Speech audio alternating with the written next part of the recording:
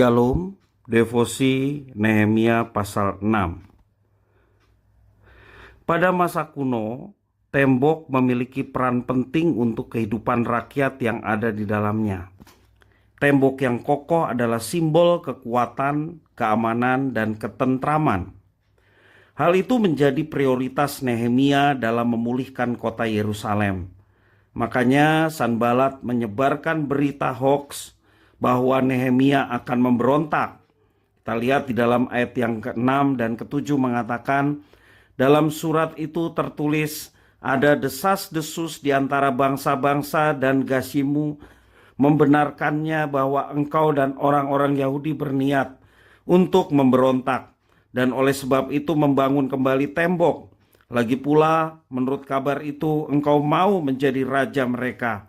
Bahkan engkau telah menunjuk nabi-nabi yang harus memberitakan tentang dirimu di Yerusalem. Demikian, ada seorang raja di Yehuda. Sekarang berita seperti itu akan didengar raja. Oleh sebab itu, mari kita sama-sama berunding. Sanbalat, Tobia, Geshem terus menekan dan meneror Nehemia. Mereka berniat mencelakakan atau membunuh Nehemia. Mereka juga membuat persekongkolan dengan para nabi dan nabiah. Mereka bersekongkol dan menyuap Semaya untuk bernubuat.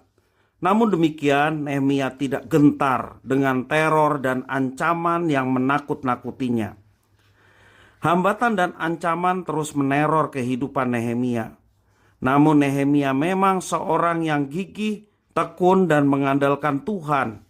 Ia berusaha sekuat tenaga dan terus berdoa memohon kekuatan dari Tuhan. Kita perhatikan di dalam ayat yang ke-9 sampai 14. Karena mereka semua mau menakut-nakutkan kami, pikirnya mereka akan membiarkan pekerjaan itu sehingga tidak dapat diselesaikan.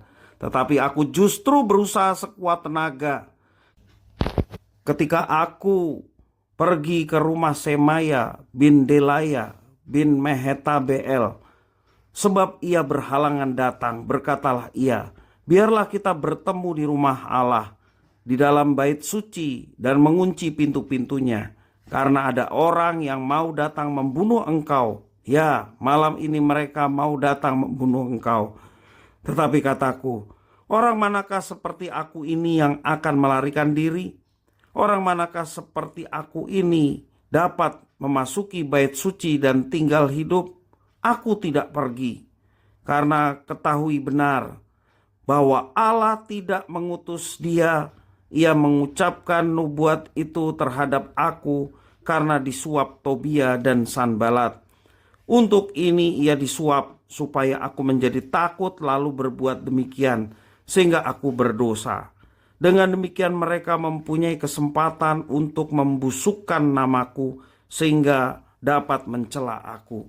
Ya Allahku, ingatlah bagaimana Tobia dan Sanbalat masing-masing telah bertindak, pun tindakan Nabiah, Noaja, dan nabi-nabi yang lain yang mau menakut-nakutkan aku. Bagaimana cara dilakukan untuk menjatuhkan Nehemia? Namun Nehemia menghadapi hambatan dan ancaman itu dengan cara yang tak terlihat. Ia tidak sewenang-wenang menggunakan otoritasnya sebagai bupati untuk melawan orang-orang yang membenci dan menghalangi pekerjaan mereka. Ia pun tidak memanfaatkan nama Raja Artasasta yang telah merestuinya untuk membangun kembali kota Yerusalem. Nehemia hanya berfokus mengerjakan apa yang dipercayakan Tuhan kepadanya. Dengan segala kemampuan, Nehemia berusaha sekuat-kuatnya untuk terus bekerja. Saat ini, apa yang sedang kita gumuli dan kita doakan? Apa yang sedang kita kerjakan? Adakah hal-hal yang mengancam dan menghambat rencana pekerjaan kita?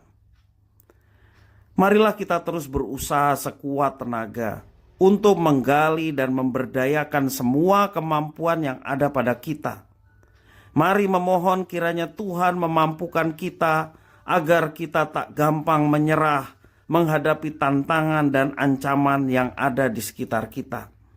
Tuhan tidak tutup mata terhadap segala usaha dan doa kita. Ia selalu melindungi umatnya yang senantiasa berserah, berharap dan bersandar kepadanya. Dan pastilah umat yang berserah dan menyandarkan hidupnya kepada Tuhan, segala apa yang diusahakannya dituntun oleh Tuhan untuk meraih keberhasilan. Karena Dia baik, Dia pun akan mendatangkan yang baik bagi setiap orang yang mengasihinya. Tuhan Yesus memberkati.